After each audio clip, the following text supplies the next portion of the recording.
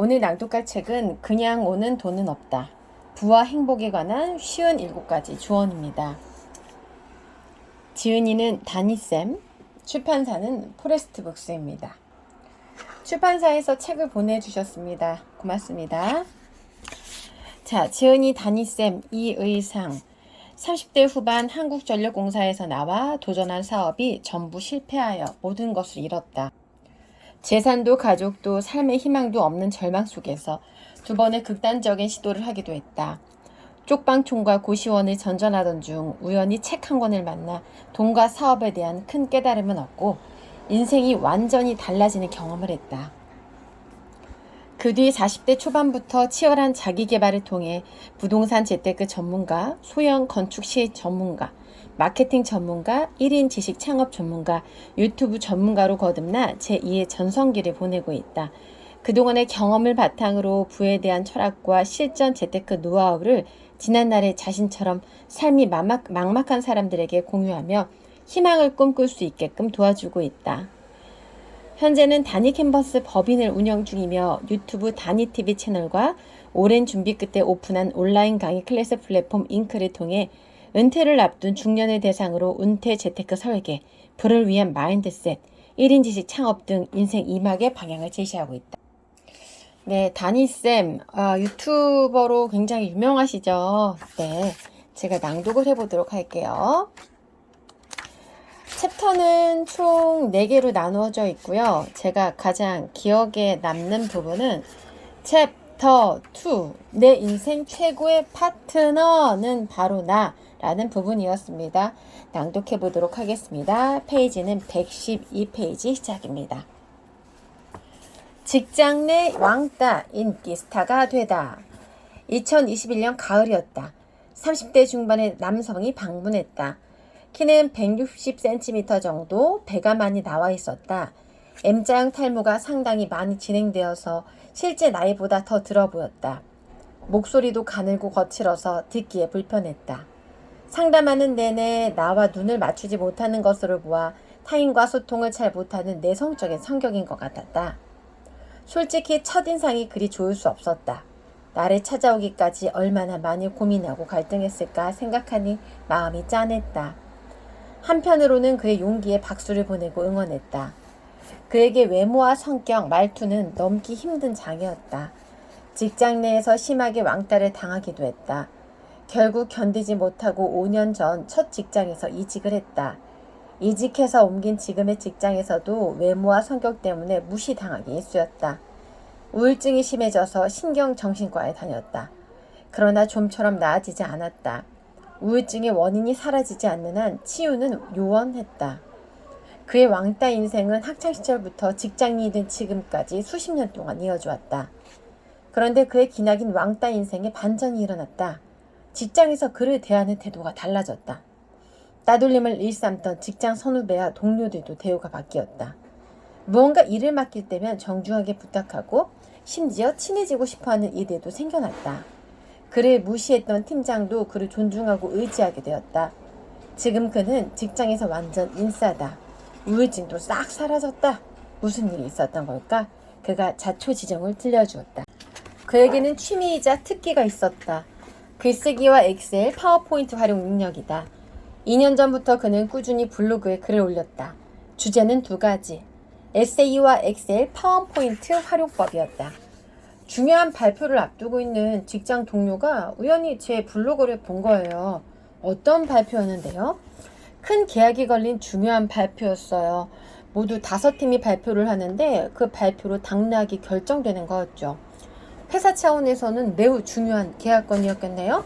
네, 그 동료가 제 블로그를 보고는 파워포인트로 발표 자료 만드는 걸 도와달라고 했어요.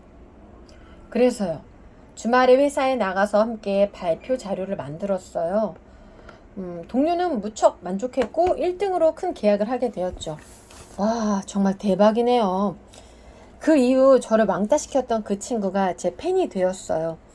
그 일이 직장 내에 알려지면서 그는 단숨에 유명 인사가 되었다. 그를 가장 업신여기던 팀장도 팬이 되었다. 정말요? 어떻게 그런 팀장까지 팬이 되었죠? 팀장님은 매일 반복되는 문서 작업에 많은 시간을 쓰고 있었어요. 제 블로그를 보고는 엑셀 자동화에 대해 도움을 구했어요. 팀장님이 매일 반복해서 하는 일을 효율적으로 바꿔드렸어요. 그 결과 매일 하루에 1시간 넘게 하던 일이 10분도 안 걸리게 되었어요. 요즘 팀장님은 나에게 무척이나 우호적이세요. 기쁜 일은 그것만이 아니었다. 그는 아직 결혼하지 않은 솔로다. 맞선이나 미팅을 몇 번 하기는 했지만 만남이 이어진 적은 한 번도 없었다. 외모 때문에 여자들에게 인기가 없었다. 그런데 내가 쓴 에세이를 보고 특히 여직원들이 말을 걸어왔어요. 글이 아주 좋고 감동적이라고 했어요. 그의 말이 이어졌다. 태어나서 처음이에요. 뭐가요? 이성에게 관심 받아보는 거요. 그렇게 말하면서 무척 쑥스러워하는 모습이 참 사랑스러웠다. 상황이 바뀐 것은 아무것도 없었다. 얼굴은 성형해서 갑자기 잘생겨진 것도 아니고 탈모가 진행되는 자리에 머리가 자란 것도 아니다. 외모와 체력, 학력 등을 타인과 비교하다 보면 자신의 장점을 발견할 수 없다. 나 자신에게 집중하라. 그래야 나의 장점이 보인다. 내가 가진 것을 가장 나답게 발산하는 것, 그것이 매력이다. 툭 튀어나온 배에 왕자 근육이 생긴 것도 아니다. 내성적인 성격은 그대로였고 어눌한 말투가 다듬어진 것도 아니었다. 그는 예전 그대로였다. 단지 자신의 생각과 아는 것을 블로그에 올렸을 뿐이다. 그리고 그 능력을 다른 사람과 공유했다. 그랬다. 그 모든 것이 그가 이미 가지고 있던 것들이 만든 기적이었다. 글을 매우 잘 쓰시네요. 할 줄 아는 게 그것밖에 없어요. 저희 플랫폼에서 글쓰기 강의를 해보는 건 어떨까요? 아, 정말요? 그런데 자신이 없어서. 블로그를 보니까 충분히 자격이 있어요. 강의 준비될 때까지 기다릴게요. 꼭 도전해봐요. 예, 감사합니다. 해볼게요. 너무 길어지면 안 돼요. 연습해서 준비되면 말씀드릴게요. 강의 시작하면 책도 내세요. 출판사 소개해드릴게요. 네, 고맙습니다. 좋은 생각과 글에는 상상을 초월하는 힘이 있다. 사람들은 좋은 글에 감동하고 기뻐하고 용기와 희망을 얻는다. 한 줄의 명언, 하나의 문장, 한 권의 책이 타인의 인생을 송두리째 바꿔놓을 수도 있다. 글은 세상에 나를 보여줄 수 있는, 나를 증명할 수 있는 강력한 무기다. 글에는 선입견이 없다. 내가 어떻게 생겼는지, 배가 나왔는지, 대머리인지, 말주변이 없는지, 목소리가 안 좋은지, 키가 작은지 상관하지 않는다. 글은 이 모든 것에서 자유롭다. 그는 몇 달 뒤 멋진 강사로 데뷔할 것이다. 책을 펴내는 작가로서의 삶도 살아날 것이다. 직장 생활도 성공할 것이다. 결혼해서 행복한 가정도 꾸릴 것이다. 그리고 자신이 원하는 삶을 살아갈 것이다. 그는 달라진 것이 없다. 단지 자신을 드러내고 자신이 가진 것을 공유하면서 그의 삶은 완전히 달라졌다. 아무도 알아주지 않는 소심한 도전이 쌓이고 쌓여 오늘의 글을 만들었다. 그에게 일어난 변화가 당신의 것이 되지 말란 법은 없다. 그의 인생의 봄날이 시작되고 있다. 그의 앞에 꽃길이 펼쳐질 것이다. 그의 멋진 내일을 응원한다. 그리고 이 글을 읽고 있는 당신의 미래를 응원한다. 시련을 대하는 자세. 한 달 전 50대 후반의 부부가 방문했다. 두 분 모두 사회적으로 성공한 분들이었다. 남편은 대학교 교수, 아내는 한의사였다. 그런데 평범한 교수와 한의사가 아니었다. 자폐증을 전문으로 치료하는 교수이고 한의사였다. 그 분야에서 인정받고 있는 최고의 전문가였다. 두 분 정말 대단하세요. 자폐증은 다루기 쉽지 않다고 하던데 어떻게 부부가 같은 일을 하게 되셨어요? 내 질문에 두 분은 서로 얼굴을 마주보며 잠시 웃다가 남편이 말했다. 사실은 이 모든 게 우리 아들 덕분이에요. 아드님 덕분에 자폐증 전문가가 되셨다고요? 네, 맞아요. 28년 전 둘째 아들이 태어났다. 눈에 넣어도 아프지 않을 귀한 아들이었다. 부부는 행복했다. 이 세상을 다 얻은 것 같았다. 그런데 아이가 2살이 되면서부터 다른 아이들과는 무언가 다르다는 걸 깨닫게 되었다. 병원에 찾아가서 정밀검사를 받았다. 결과는 충격적이었다. 자폐아 판정을 받은 것이었다. 하늘이 무너져 내리는 것 같았다. 한동안 아들을 치료하기 위해 전국의 유명한 전문가들을 찾아다녔다. 그러다 별 효과가 없었다. 아내는 아이를 직접 치료하겠다고 마음먹었다. 아내의 제안에 남편도 그렇게 하자고 했다. 그 뒤로 부부는 오직 아들을 위해서 모든 것을 걸었다. 남편은 외국의 자폐 전문 대학교와 기관을 돌면서 공부하고 또 공부했다. 아내는 국내에서 한의원을 운영하며 자폐에 대해 죽기 살기로 연구했다. 두 사람은 그렇게 해서 알게 된 지식을 아들에게 적용했다. 기적이 일어났다.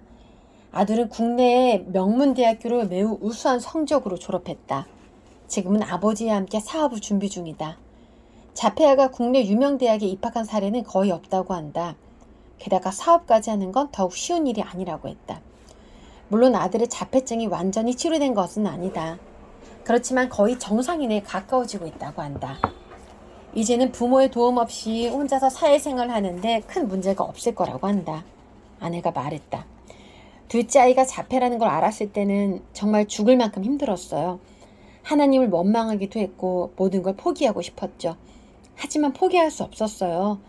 우리도 점점 나이를 먹어가는데 아이를 평생 곁에 두고 보살필 수는 없잖아요. 아이 혼자서 홀로서기를 할 수 있게 도와야 했어요. 남편이 말했다. 아내도 저도 모든 것을 걸고 필사적으로 공부하고 또 공부했어요. 지금은 국내에서 이 분야 최고로 인정받게 되었죠. 그리고 선물이 또 하나 있습니다. 가족 간의 사랑이요. 아내와 저 두 아이는 매일 함께 밥을 먹어요. 지금도 매일 아침 서로를 포옹하고 사랑한다고 말해주어요. 아이의 자폐가 오히려 우리 가족을 단단하고 행복하게 만들어 주었어요. 자폐아로 태어난 아들로 인해 가족 모두가 힘든 시기를 보냈다. 항상 침울했다. 그러나 생각을 바꾸고 기적을 만들어냈다. 자폐아인 아들을 정상인보다 더 훌륭하게 키웠다. 가족은 서로를 더 아끼고 사랑하게 되었다. 그리고 부부는 국내 최고 권위의 자폐 전문가가 되었다. 우리에게 시련은 두 가지 모습으로 다가온다. 나를 성장시키는 시련, 나를 무너뜨리는 시련. 선택은 온전히 나의 몫이다. 시련을 극복하는 선택은 나를 성장시킨다. 시련에 굴복하는 선택은 나를 무너뜨린다. 왜 나에게 이런 힘든 일이 생긴 걸까? 만약 이런 상황에 처해 있다면 그 시련을 성장의 기회로 생각하자. 시련을 극복하는 과정은 힘들다. 그러나 시련을 극복해가는 과정에서 평범함 속에서는 이룰 수 없는 특별한 성장을 이루게 된다. 인생에 시련이 찾아오지 않기를 기대하지 말라. 시련이 찾아왔을 때 극복할 용기를 달라고 기도하라. 오늘은 그냥 오는 돈은 없다의 일부를 낭독해 보았습니다. 출판사는 포레스트북스, 지은이는 다니쌤이었습니다.